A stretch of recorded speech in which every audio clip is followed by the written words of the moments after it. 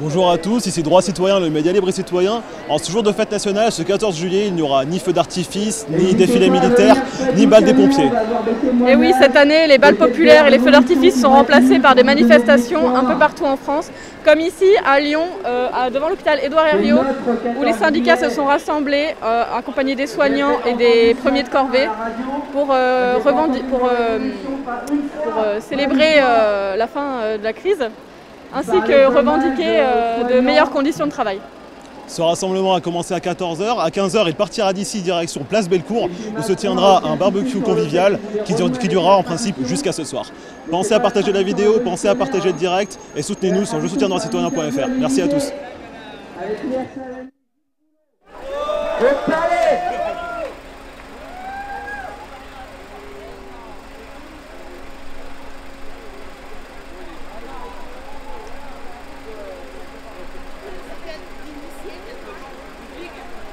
Ludwig.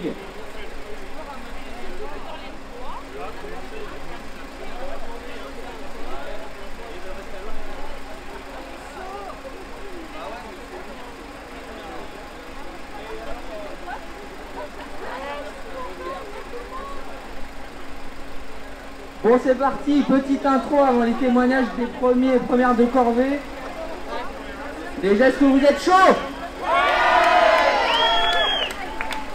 Bon, alors on peut dire merci Macron. Merci Macron, pourquoi? Parce que c'est un peu grâce à lui qu'on est là aujourd'hui. Le 13 avril, il prononçait ces mots solennels comme toujours. Il nous faudra nous rappeler aussi que notre pays aujourd'hui tient tout entier sur des femmes et des hommes que nos économies reconnaissent et rémunèrent si mal. Les distinctions sociales ne peuvent être fondées que sur l'utilité commune. Ces mots, les Français les ont écrits il y a plus de 200 ans. Nous devons aujourd'hui reprendre le flambeau et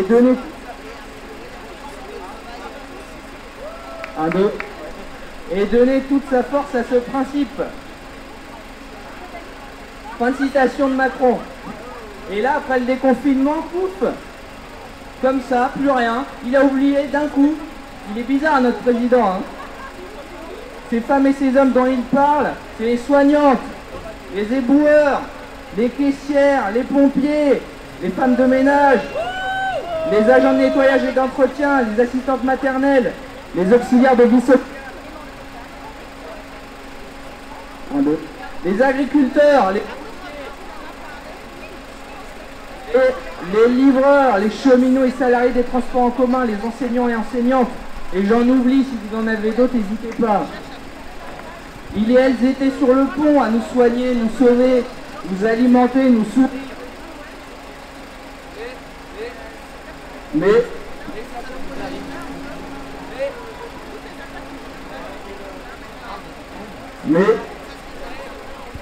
Ce témoignage nous rappelle tout ce que sont les premiers de corvée, que ce ne sont pas uniquement les personnels soignants, mais aussi les personnels de l'enseignement, les chauffeurs, livreurs, les assistants maternels, etc. Il y a un autre micro.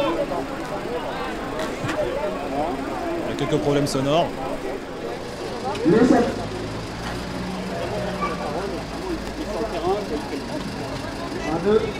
Mais ça continue comme avant.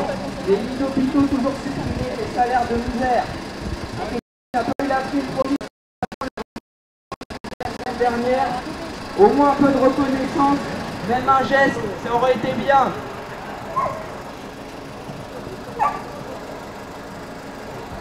Même un petit geste en fait, ils n'en sont pas capables. Par contre pour le confinement, je ne sais pas si vous avez vu, j'ai essayé un truc, c'est de faire autant aimer de la population que leurs salariés. Par exemple, au hasard, hein, Bernard Arnault, actionnaire de Carrefour, première fortune française. Bon déjà on espère que vous êtes fiers de lui quand même. Hein. Avant le confinement, il avait dépassé la barre des 100 milliards de fortune. Il a même été numéro 1 des fortunes mondiales pendant quelques heures. Franchement, ça mérite des applaudissements comme les soignants, non? Bon, vous êtes un peu dur avec lui. Hein. Alors, pendant le confinement, il a essayé d'obtenir votre amour, Bernard.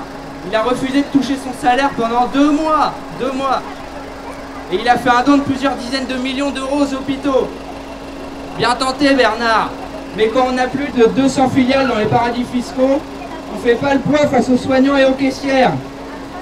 Désolé Bernard et les autres, mais les vrais winners, comme ils disent entre milliardaires, c'est les éboueurs, les soignants, les assistantes maternelles et tous les autres. Donc chers travailleurs et travailleuses indispensables, si vous êtes là, si vous nous entendez, rassurez-vous, ils ne vous arrivent pas à la cheville. Ils sont mesquins, vous êtes généreux. Ils sont petits, vous êtes grands. Alors revenons à notre président, le copain de Bernard. Il a parlé le 13 avril de mots écrits par les Français il y a plus de 200 ans. Ça parle d'utilité commune, de distinction sociale, c'est un peu obscur tout ça. Et ça non plus, il n'arrive même pas à le dire. Le 14 juillet 1789, le peuple a pris la Bastille. Et fin août, la déclaration des droits de l'homme et du citoyen que cite Macron était adoptée. Et 2 ans plus tard, commençait la révolution des esclaves en Haïti. Et la déclaration des droits de la femme et de la citoyenne était publiée. Alors, petite citation du poème de Victor Hugo, célébration du 14 juillet dans la forêt. C'est le 14 juillet, à pareil jour sur la terre, la liberté s'éveillait et riait dans le tonnerre. C'est beau, non? Alors, notre histoire est populaire et révolutionnaire, et ça, ils veulent le faire oublier. Avec toutes les contradictions de savoir si la Révolution française était vraiment populaire et ses autres limites, et on pourra en discuter à la buvette à la fin. En tout cas, l'historien Gérard Noiriel, dans son Histoire populaire de la France, insiste sur la richesse démocratique de la Révolution par le bas, les assemblées jusque dans les plus petits villages, les dizaines de milliers de cahiers de doléances, le vote par tête, un citoyen égale une voix qui remplace le vote par ordre. Le nouveau seigneur parle de la démocratie, même si c'est Macron qui a dit à propos de 1789, nous devons aujourd'hui reprendre le flambeau. Il a des bonnes idées parfois quand même. Donc maintenant on va avoir des témoignages de premier à premier de corvée, comme on dit, travailleurs et travailleuses plus utiles que les actionnaires et les milliardaires, et puis avec entre des textes de la Révolution lus, intercalés entre les témoignages.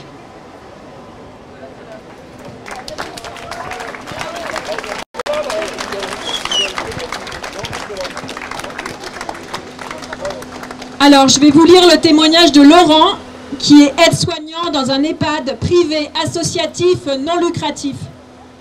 J'ai 57 ans. Je suis aide-soignant depuis 6 ans après avoir été commercial. Le groupe dans lequel je travaille n'a pas anticipé la pandémie. Il n'y avait pas assez de matériel au départ. Par exemple, on nous a dit de ne pas mettre de masque, mais nous savions que ce n'était pas parce que ça n'était pas nécessaire, mais parce qu'il n'y en avait pas. Quand on venait avec notre masque, on nous demandait de l'enlever. L'établissement a suivi les directives du gouvernement au fur et à mesure.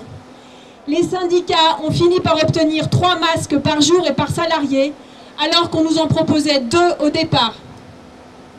Nous avons travaillé la peur au ventre, parce qu'on entendait partout que le virus était dangereux et qu'on se rendait compte qu'il l'était.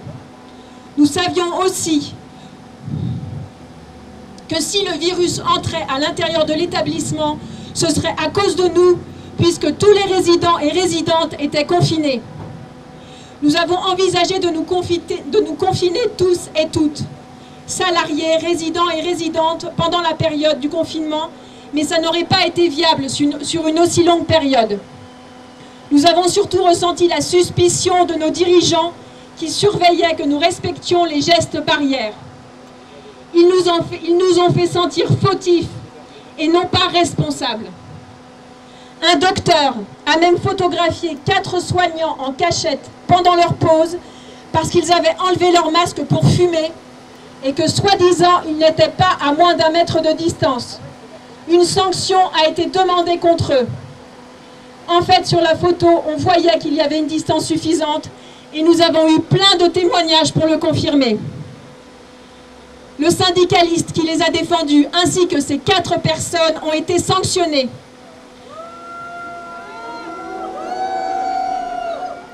Nous nous sommes sentis infantilisés et réprimandés. Quant aux résidentes confinées, on peut féminiser, nous avons une écrasante majorité de femmes. Certaines de celles qui avaient toute leur tête ne voulaient pas s'enfermer. Elles disaient « Qu'est-ce que ça peut me faire? J'ai 94 ans ». Elles se sont senties punies. Plus de visites des familles, plus de sorties possibles pendant les 2 premiers mois du confinement. Elles n'avaient même pas le droit de sortir dans la cour. Les repas se prenaient également dans leur chambre. Parfois, on les a installées devant leur porte d'entrée pour qu'elles puissent manger face à une distance raisonnable, séparées par le couloir. Les résidentes qui n'ont plus toute leur tête ne pouvaient pas être maintenues dans leur chambre. Il leur arrivait fréquemment de déambuler dans l'établissement sans qu'on puisse les en empêcher. Nous avons surtout ressenti un manque de matériel. Il aurait fallu des masques FFP2 en quantité suffisante, notamment pendant la toilette où on est très proche des résidents et résidentes. Il aurait fallu anticiper le besoin de masques, il faudra l'anticiper si cela se reproduit. Nous avons également souffert du manque de personnel, comme d'habitude. Selon les consignes du plan Grand Âge de 2005, un établissement doit compter un salarié, tout poste confondu, soignant, cuisinier, administratif pour un résident. Dans mon groupe, nous sommes à 0,6 salariés pour un résident. Pour un résident en moyenne. Et j'ai travaillé dans un groupe où c'était encore pire, 0,5 salariés pour un résident. Et ils font payer le prix du séjour, 4 000 € par mois, à chaque résident.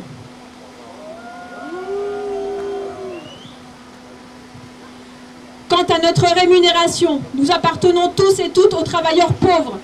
Après 5 ans d'ancienneté, je touche 1 370 € net, dont 140 € sont dus à mon ancienneté et à mes primes du dimanche. Il s'agit tout juste d'un SMIC. On nous dit qu'il faut bien manger, mais quand on voit le prix des légumes frais, on va les acheter surgelés. On ne peut pas se payer autre chose avec des salaires aussi bas. Nous sommes aussi une des professions les plus atteintes par les troubles musculo-squelettiques, plus que dans le bâtiment. Il n'est pas normal non plus que les salariés des EHPAD privés soient payés par les deniers publics et qu'avec cet argent, ils fassent de l'optimisation immobilière, comme c'est le cas dans mon groupe. Aujourd'hui, je ne peux pas être là, car j'ai attrapé le Covid. Je suis atteint depuis 15 jours environ, et dans toute la moitié gauche de mon corps, je sens des picotements. Je connais des collègues qui ont été malades il y a 4 mois et pour lesquels les picotements n'ont pas cessé. Je me demande quelles conséquences cette maladie aura à long terme sur ma santé.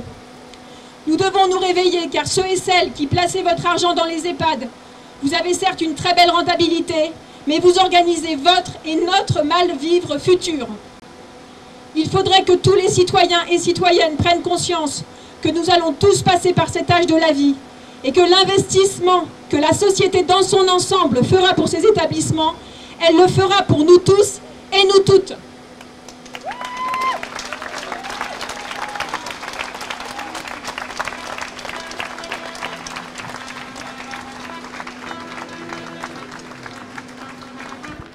La fanfare prend le relais des témoignages pour une petite intermission.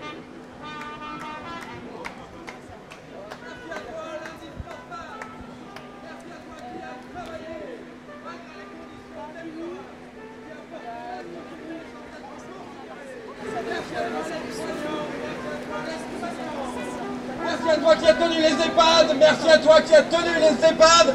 Un doigt pour tous les milliardaires et un doigt pour tous les actionnaires.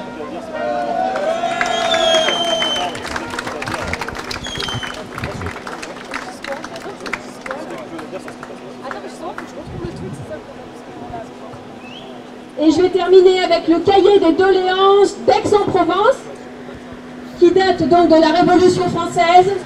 Les biens des hôpitaux et maisons de charité étant un patrimoine public seront à l'avenir administrés par des recteurs élus dans le conseil municipal de chaque lieu et les comptes en seront rendus gratuitement à la suite des comptes des communautés par devant les mêmes auditeurs. Et dans les mêmes assemblées, on renouvellera chaque année la moitié des recteurs.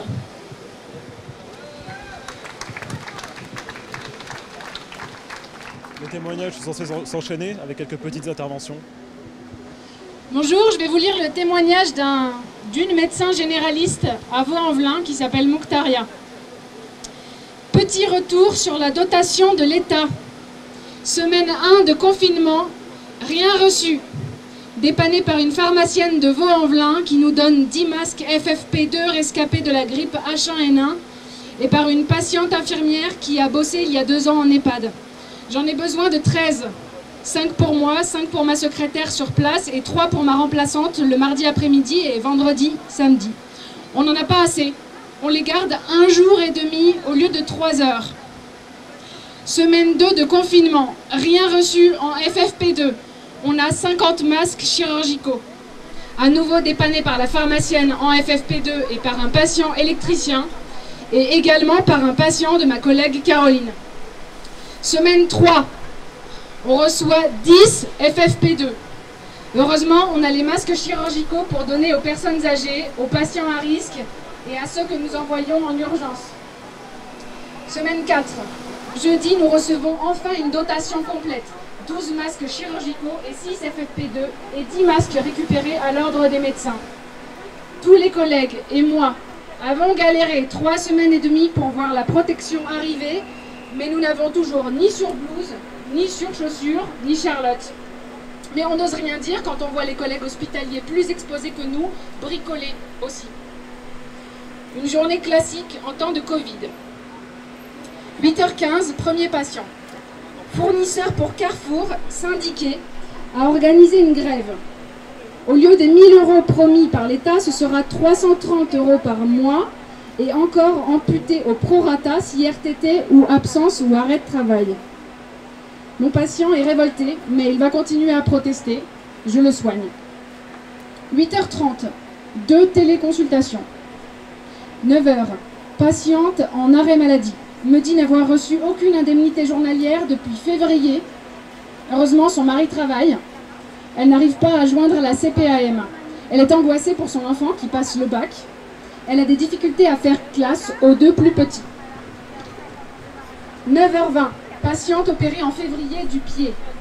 Comme on a été confiné, elle n'a pas eu de visite post-opératoire et n'a pas eu d'antidouleur car la secrétaire du chirurgien qui n'a pas pu lui fournir d'ordonnance. Son pied est très raide et douloureux. Aujourd'hui, je discute avec elle, lui donne médicaments, prolonge son arrêt maladie et lui donne les coordonnées d'un kiné qui a repris en ce début de semaine. 9h40.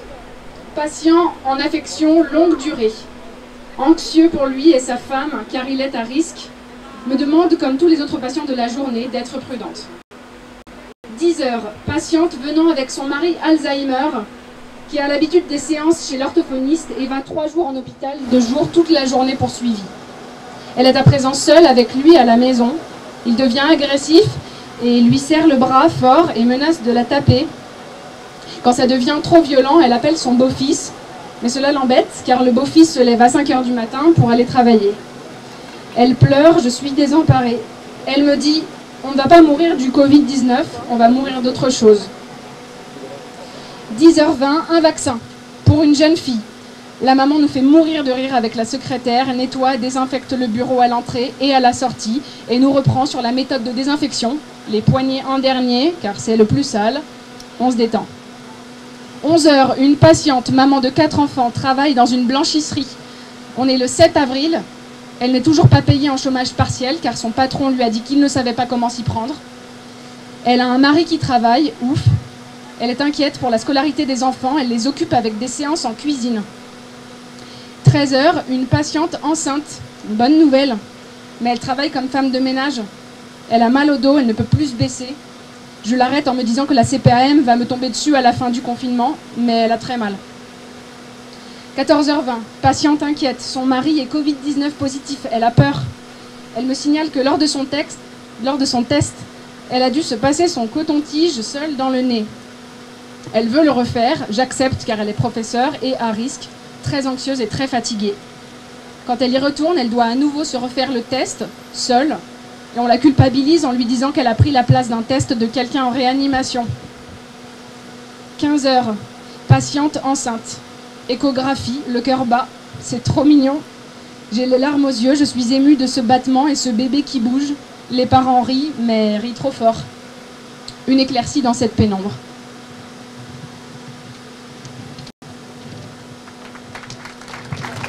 Voilà, très beau témoignage et on nous informe qu'à Pour Paris, l'instant, le départ de la manifestation se fait pour le 14 juillet, place de la République à Paris. Nous venons de voir sur Twitter que de nombreux soignants et gilets jaunes sont partis de la place de la République. et tous ceux qui refusent le monde d'après Macron. Merci à toi l'indispensable, merci à toi qui as travaillé malgré les conditions déplorables qui a porté la société. Merci à toi l'infirmière, merci à toi la caissière. Un doigt pour toi le grand patron et un doigt pour toi monsieur Macron.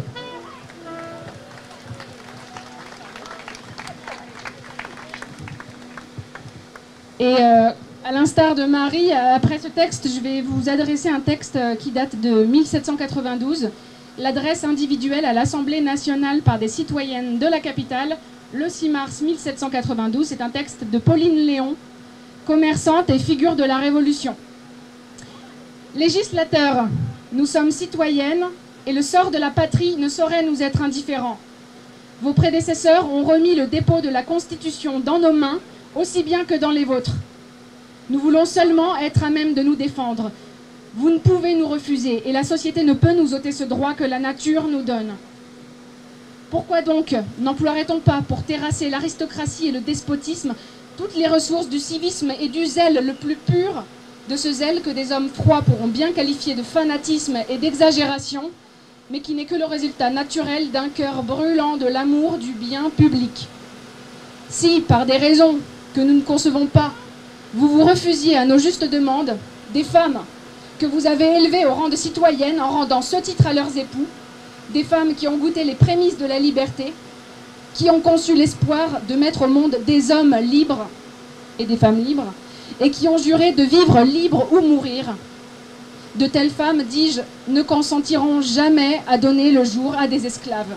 Elles mourront plutôt, elles tiendront leur serment.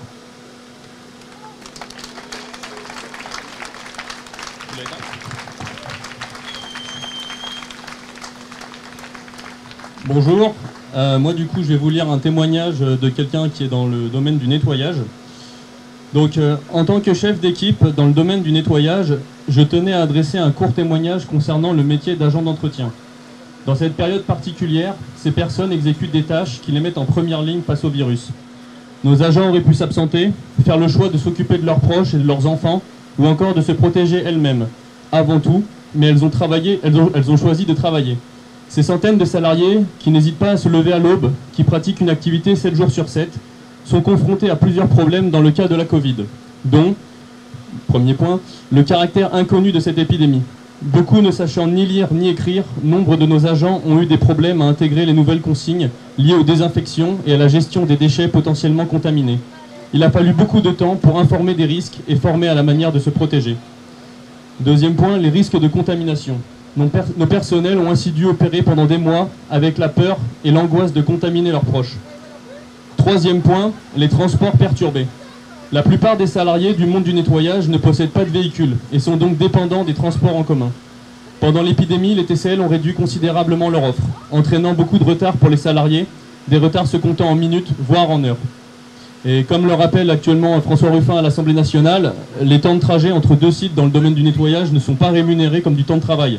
L'allongement des temps de trajet a donc en plus pénalisé financièrement les salariés. Nos agents ont besoin de valorisation, comme tout métier, et de reconnaissance pour leur rôle dans le contrôle de l'épidémie. Pour ces raisons, il m'a paru important d'apporter mon témoignage en ce jour où les premiers de corvée sont enfin mis à l'honneur. Merci à tous pour votre soutien.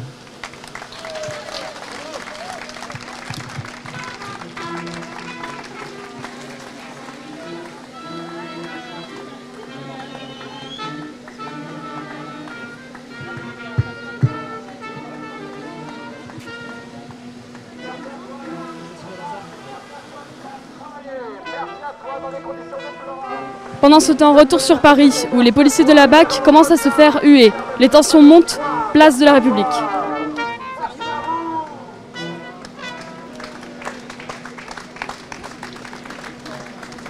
Donc je reprends le micro quelques minutes pour relire moi aussi un extrait post-révolution. Donc c'est un extrait du Manifeste des égaux, rédigé par Jacques Roux, dirigeant des Enragés, et présenté à la Convention le 25 juin 1793. La liberté n'est qu'un vain fantôme quand une classe d'hommes peut affamer l'autre impunément. L'égalité n'est qu'un vain fantôme quand le riche, par le monopole, exerce le droit de vie et de mort sur son semblable. La République n'est qu'un vain fantôme quand la contre-révolution s'opère, de jour en jour, par le prix des denrées, auxquelles les 3/4 des citoyens ne peuvent atteindre sans verser des larmes. Les riches seuls, depuis 4 ans, ont profité des avantages de la Révolution. L'aristocratie marchande, plus terrible que l'aristocratie nobiliaire et sacerdotale, s'est fait un jeu cruel d'envahir les fortunes individuelles et les trésors de la République. Encore ignorons-nous quel sera le terme de leurs exactions, car le prix des marchandises augmente d'une manière effrayante, du matin au soir. Citoyens représentants, il est temps que le combat à mort que l'égoïste livre à la classe la plus laborieuse de la société finisse. On est en plein dedans aujourd'hui.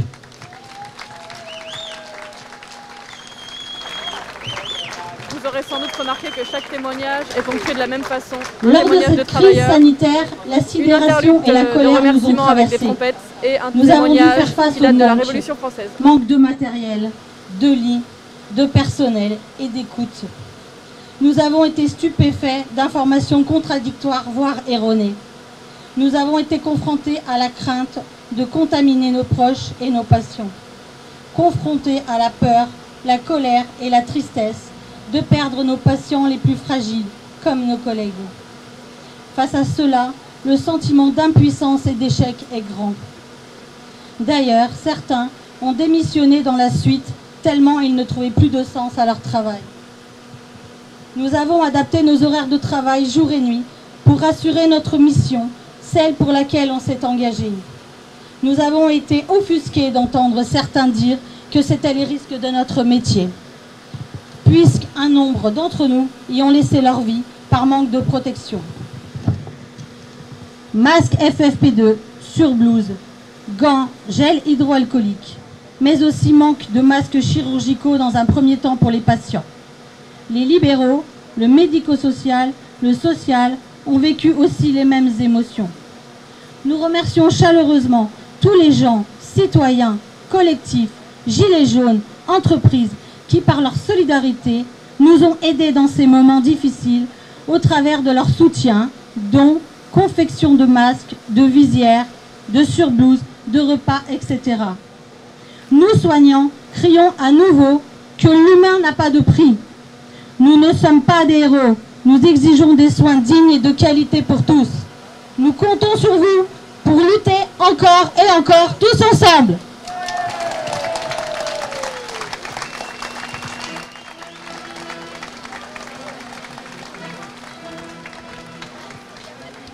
Une soignante assez émue.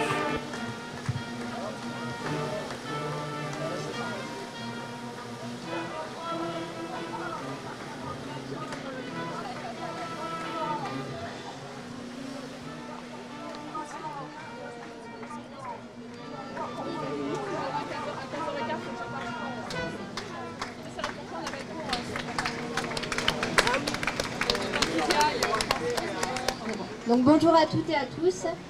Moi, si je prends la parole aujourd'hui, c'est pour parler des difficultés qu'ont eu les caissières et les caissiers pendant le confinement. J'ai moi-même travaillé pendant le confinement, je suis caissière, et on n'a pas eu de protection pendant plus de 3 semaines. Donc on n'avait pas de masque, on n'avait pas de plaque de plexiglas, il n'y avait pas de marquage au sol, il n'y avait aucune régulation de l'affluence des clients, donc c'était clairement le bordel. Donc petit à petit, ma peur face à la Covid s'est transformée en colère face à mes employeurs qui semblaient peu soucieux de nos conditions de travail d'un côté, mais aussi de notre état psychologique. Il faut savoir que beaucoup de nos supérieurs hiérarchiques étaient en télétravail, et notamment un a osé me dire, quand il est passé au magasin, qu'il se démenait pour faire des visios quasiment chaque matin, en visio avec des collègues, et que c'était très dur pour eux aussi, ce qui m'a fait bien rire. Et pendant que des collègues dans mon magasin ou ailleurs ont eu des petites primes, d'autres ont eu des paniers garnis d'invendus, parce que je trouve ça absolument dégueulasse, parce que nos vies ne valent pas un panier garni. Donc si aujourd'hui je fais ce témoignage, c'est à la fois pour vous dire que nos supérieurs en fait s'en foutent complètement de nous, et que j'ai pas à travailler en fait en me sacrifiant corps et âme pour ma patrie, comme on a voulu nous le faire croire. Et j'aime pas cette romantisation de la lutte qu'a voulu nous faire croire le gouvernement, parce que nous ne sommes pas des héros. J'ai travaillé parce que j'ai un salaire à la fin du mois. J'ai travaillé parce que je devais travailler, comme tous mes collègues, comme toutes les caissières et les caissiers. Et aujourd'hui, vous nous dites merci en sortant du magasin et bon courage. Mais demain, ce qu'on aimerait, c'est que vous soyez à nos côtés dans la rue pour détruire ce système et faire une société meilleure. Merci.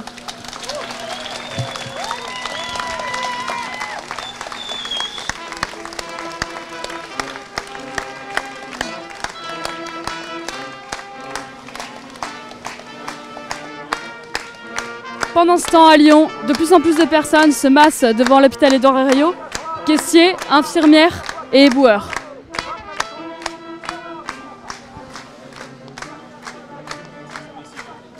J'avais un truc à dire.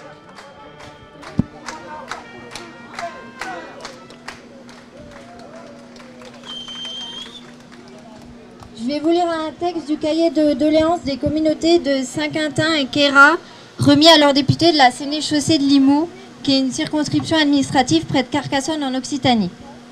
Sire, ce n'est qu'avec la plus vive douleur que nous voyons de grosses pensions accordées à des courtisans vils et intrigants, qui se parent aux yeux de votre majesté des dehors du mérite. Des émoluments considérables sont attachés à des charges sans fonction. Si vous saviez, sire, de combien de sueurs, de combien de larmes est arrosé l'argent qui entre dans vos trésors. Nous ne pouvons nous dissimuler, sire, que c'est la noblesse qui consume la majeure partie des revenus de l'État. En effet, c'est dans cet ordre de citoyens, à qui on suppose sans doute un mérité inné, qui sont pris les officiers de la couronne, les gouverneurs, les commandants, les intendants, enfin tous ceux qui occupent des places honorables et même simplement lucratives.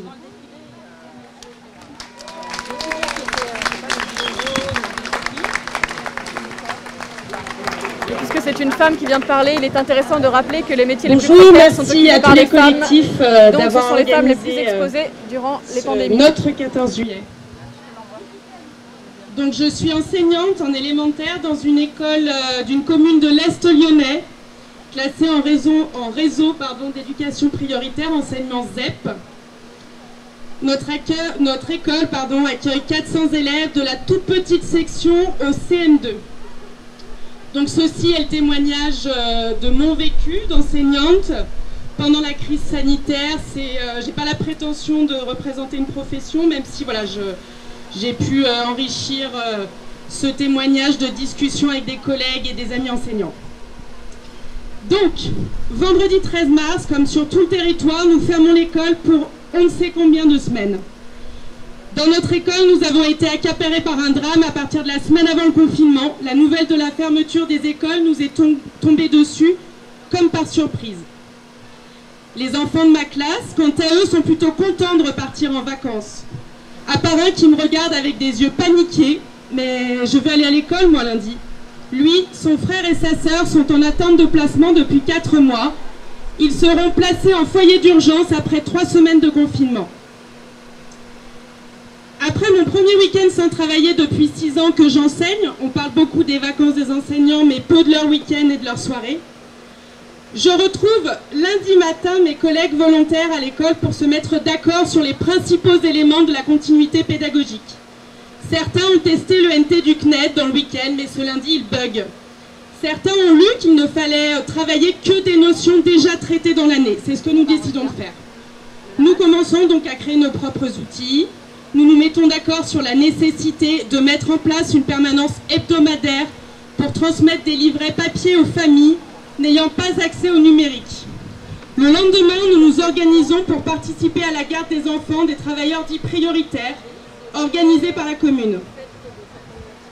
Notre inspecteur nous donne 1 semaine pour être opérationnel et les conseillers pédagogiques nous envoient dès le lendemain des conseils pragmatiques pour accompagner les familles dans leur nouveau rôle. En dehors de cela, nous nous débrouillons sans notre hiérarchie, même si celle-ci nous rassure de sa disponibilité.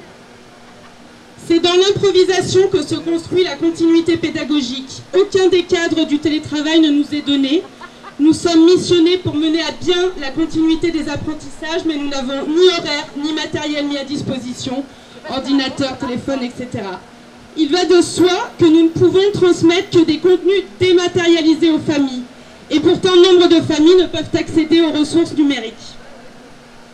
Si dans le second degré, les assistants d'éducation ont souvent été missionnés pour renvoyer par courrier les devoirs aux familles, nous n'avons pas de solution dans le premier degré. Dans notre école, nous décidons, sans en référer à notre hiérarchie et contre l'avis des syndicats, d'organiser une permanence hebdomadaire de distribution de livrets imprimés.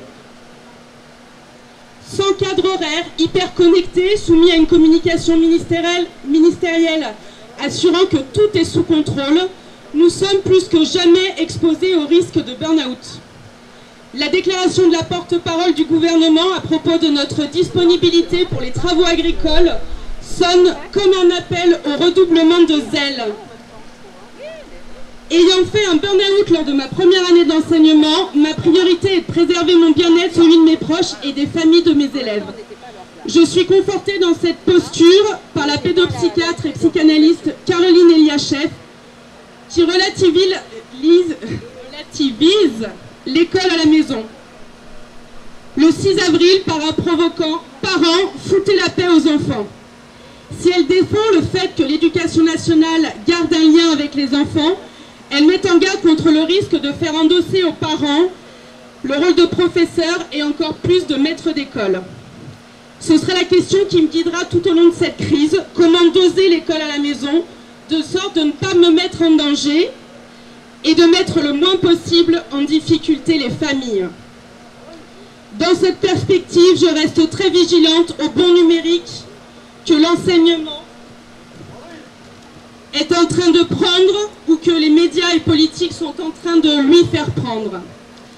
J'entends que notre ministère avait anticipé la situation. Est-ce que mettre à disposition une bande d'activités numériques et une plateforme permettant la tenue de visioconférences peut être considéré comme de la continuité pédagogique? Si c'est le cas, c'est réduire en miettes un siècle de réflexion pédagogique. Enfin, et le ministère s'est appuyé dessus pour justifier la réouverture des écoles, c'est nier la fracture numérique et l'inégale capacité des familles à accompagner les apprentissages tant d'un point de vue intellectuel et culturel qu'affectif. Cette inégalité, nous, enseignants, qui plus est en REP, nous la connaissons bien et nous savons que l'école peine à la compenser en temps normal. Alors en temps de confinement,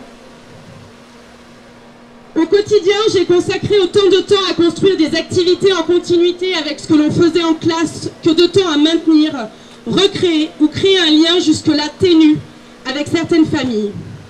Je prenais des nouvelles et je proposais progressivement mon aide en tâtonnant sur les modalités et en optant progressivement pour une séance hebdomadaire avec chaque enfant, etc. Ce contact individualisé et parfois même intime avec les familles, qu'énormément d'enseignants ont mis en place, nous a exposés à une charge émotionnelle inédite. Nous avons été à la fois les soutiens et les témoins à distance des doutes, de la peur et de la souffrance liée à cette situation chargée d'incertitudes, mais aussi de la vie et de ses aléas. De ses autres aléas, parce qu'il y en avait pendant le Covid, évidemment. Nous avons souvent été un soutien parental et le lien entre les enfants qui, pour certains, ne sont pas sortis de chez eux pendant 8 semaines. Nous avons en fait endossé le rôle de ce que l'institution, je parle ici de l'établissement scolaire, endosse en temps normal de par son existence matérielle. Sur nos petites épaules reposait symboliquement l'école. Au moment du déconfinement, nous avons été le réceptacle de la peur, de la contamination, tout en y étant nous-mêmes bien souvent sujets de manière plus ou moins rationnelle. Cette charge, nous avons dû y faire face tout en étant isolés, sans la protection qu'apporte une équipe et un lieu de travail commun. Entre le 11 mai et le 4 juillet, les enseignants, personnels d'éducation et administratifs ont organisé la réouverture échelonnée des écoles, collèges et lycées. En 9 semaines, les enseignants ont mis en place dans le premier degré 3 à 4 protocoles différents pour aboutir à la réouverture complète des établissements. Dans notre école, accueillant 400 élèves, comme dans tous les établissements du premier degré, il n'y a qu'une seule personne partiellement ou complètement déchargée de cours, le ou la directrice. Autant vous dire que les enseignants du premier degré n'ont pas fait que du pédagogique, mais que nous avons aménagé, organisé, communiqué, etc. Nous avons vécu une situation où nous avons été plus que jamais amenés à faire à la fois preuve d'autogestion, d'abnégation, d'obéissance et d'habilité. Autogestion pour permettre la réouverture des écoles, Abnégation pour mettre le plus rapidement possible de côté nos affects et rassurer autant que possible.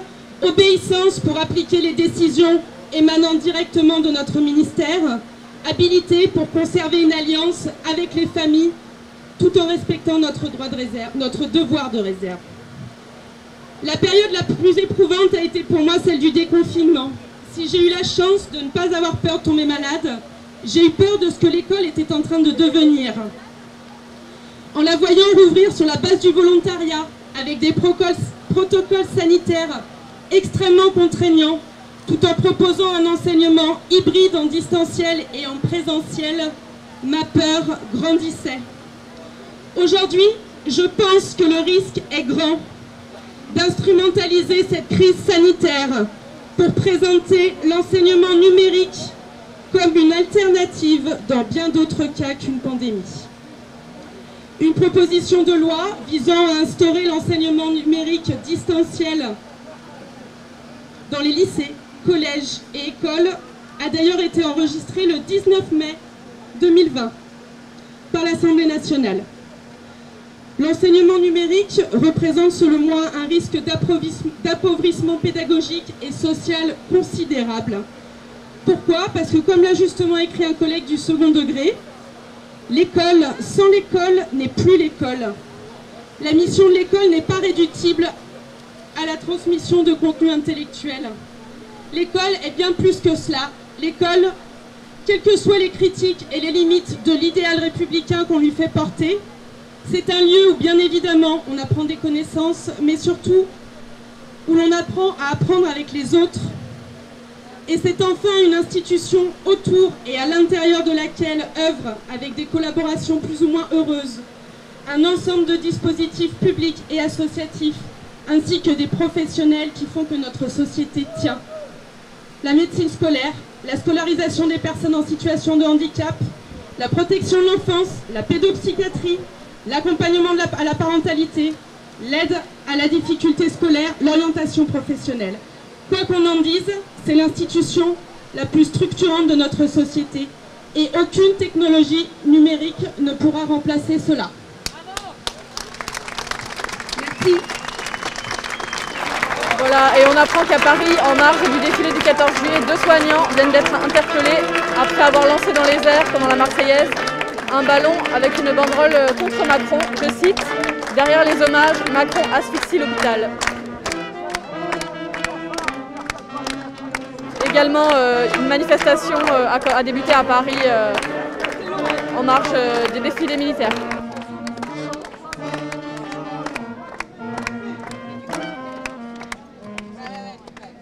On va bientôt conclure ce temps de prise de parole. Avant de laisser la parole à Nicolas, je voudrais faire un petit point sur les masques et gestes barrières. Vous le savez tous, on n'est pas tous égaux devant le Covid. Il y a des gens parmi nous qui ont des santé plus fragiles. Si on veut qu'ils puissent défiler avec nous en toute sécurité, s'il vous plaît, si vous avez un masque, mettez-le. Et sinon, merci de respecter les gestes barrières. Par ailleurs, on a des pancartes et des banderoles. Donc s'il y a des volontaires pour les porter, vous pouvez aller vers le triporteur qui est ici. On pourra se relayer pendant la manifestation. Dernière chose, on a aussi des feuilles sur lesquelles sont écrits des slogans et des chants qu'on pourra chanter ensemble, qu'on va vous distribuer au moment où on va commencer à partir. Voilà, et ce rappel sur les gestes barrières vaut aussi pour vous qui regardez ce live. Bon, on est presque à l'heure. On va y aller dans quelques minutes. Alors on n'est pas 10 000, mais en 1789, ils n'avaient pas les congés payés aussi. Hein. Voilà. Et au moins, il se sera passé quelque chose le 14 juillet. C'est le président Roosevelt des États-Unis qui disait « Le peuple ne nous en voudra pas d'avoir échoué, mais il nous en voudra de ne pas avoir essayé. » On aura essayé aujourd'hui. On n'est pas 10 000, mais est-ce que vous connaissez le Cid de Corneille, la pièce de théâtre? Ouais. Nous partîmes 500. Mais par un prompt renfort, nous nous vîmes 3000 en arrivant au port. Donc le but, c'est de chanter suffisamment fort et que les gens à leurs fenêtres descendent avec nous. En plus, pour les motiver, à la fin, il y a une buvette avec bière, jus de fruits et un barbecue, et tenez-vous bien, végétarien. Et organisé par un gilet jaune, le barbecue végétarien. Donc, il va vous préparer des sandwichs au tofu, miam. Donc on va appeler toutes les premières de corvée, tous les métiers indispensables à se mettre derrière la banderole de tête qui est derrière moi. Et puis on va y aller. Et puis un grand merci à tous les collectifs qu'on co-organisé. Je pense qu'on les citera tous pendant la manif.